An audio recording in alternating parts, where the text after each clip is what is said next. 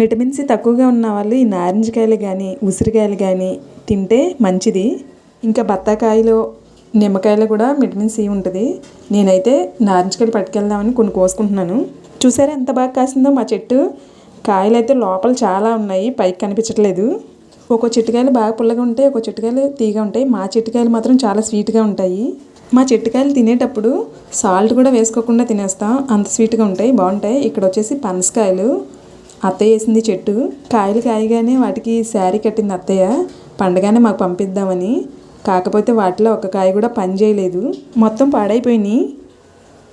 అవి ఎందుకలా పాడైపోయినాయి అంటే 8 కాయలు వస్తే 8 కాయలు ఉంచకుండా ఒక 4 తీసేసి ఒక 3 ఉంచితే సరిపోయేది. అన్ని కాయలు ఉంచడం వల్ల ఒత్తిడి తగిలి అలా అయిపోయినాయి అనుకున్నాం మేమైతే. కాయలు అయితే కలర్ఫుల్గా ఉన్నాయి చూడడానికి, అసలు ఎంత బాగున్నాయో. కాకపోతే ఒక్క కాయ కూడా పని చేయలేదు అసలు. ఇక్కడున్న 3 కాయలైనా పండుతాయేమని చూస్తున్నా. Bye bye.